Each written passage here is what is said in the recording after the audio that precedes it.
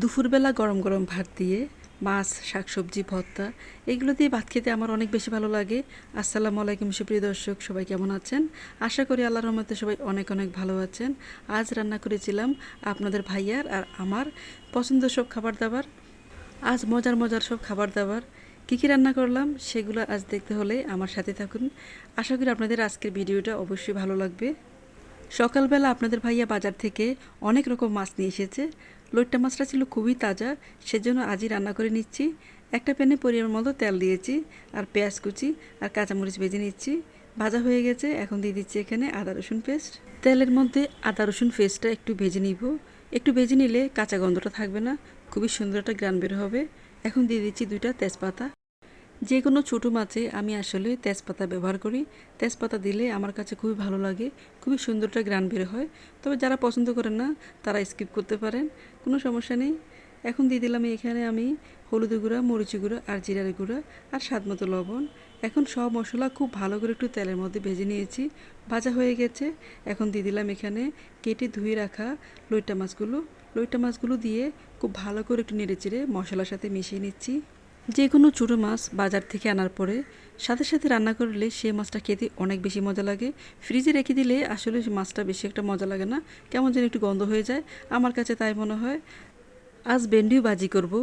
আমার বাসায় সবাই ভেন্ডি খুব পছন্দ করে, অনেকে অবশ্যই ঢেঁড়সও বলে থাকে। যাই হোক, একটা প্যানে দিলাম পরিমাণ মতো তেল আর দিলাম পেঁয়াজ কাঁচামরিচ একটু বেশি করে। এখন দিয়ে দিলাম ভেন্ডিগুলো, সামান্য একটু হলুদ দিব আর একটু লবণ দিব। আসলে যে কোনো ভাজিতে খুব বেশি কিছু লাগে না। অনেকে অবশ্য ভাজিতে হলুদও দেওয়া পছন্দ করে না, আমি সামান্য একটু হলুদ দেই। হলুদ না দিলেও শুধু পেঁয়াজ কাঁচামরিচ একটু তেল বাড়ি দিতে হয়, পেঁয়াজটা একটু বেশি বাড়ি দিলেও খেতে অনেক বেশি মজা লাগে। যাই হোক, ভাজি আমার হয়ে গেছে, দেখুন খুবই মজা হয়েছিল ভেন্ডি ভাজিটা। লইট্টা মাছ রান্নায় টমেটো দিলে অনেক বেশি মজা লাগে। আমার বাসায় আজ টমেটো ছিল না, সেজন্য দিতে পারিনি। যে কোনো ছোটো মাছ রান্নায় টমেটো দেওয়ার চেষ্টা করবেন, তাহলে খেতে অনেক বেশি মজা লাগে। লইট্টা মাছ রান্না হয়ে গেছে, আমি কিন্তু কোনো পানি ব্যবহার করিনি। যে পানিটা মাছ থেকে উঠেছে সেটা দিয়ে রান্না শেষ করেছি। আলহামদুলিল্লাহ অনেক বেশি মজা হয়েছিল।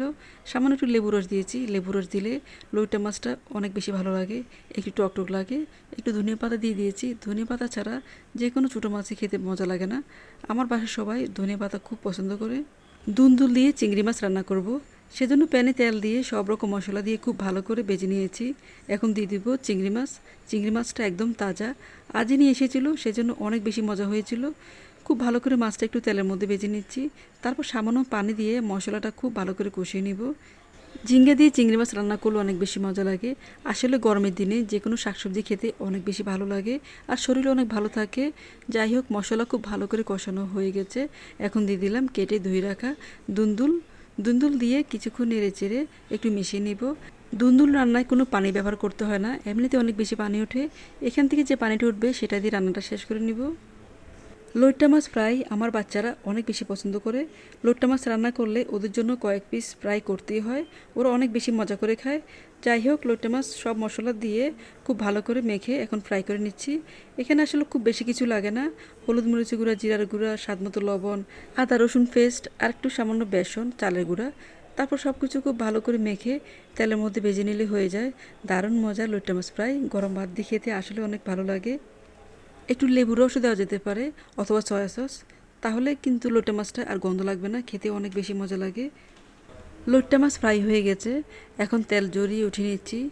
যে সমস্ত বাচ্চারা মাছ খেতে চায় না ওদেরকে এভাবে লইট্টা মাছ বা যে কোনো মাছ ফ্রাই করে দিলে দেখবেন অনেক বেশি মজা করে খাবে। আমার বাচ্চারা কিন্তু অনেক বেশি মজা করে খায়। যাই হোক, রান্নাবান্না হয়ে গেছে, দুপুরে খাবার দাবারগুলো অনেক বেশি মজা ছিল। বাসার সবাই খেয়ে অনেক খুশি হয়েছে, আমার অনেক ভালো লেগেছিল আলহামদুলিল্লাহ। তো আজকে এই পর্যন্তই, আমাদের সবার জন্য দোয়া করবেন। আল্লাহ হাফেজ, আসসালামু আলাইকুম।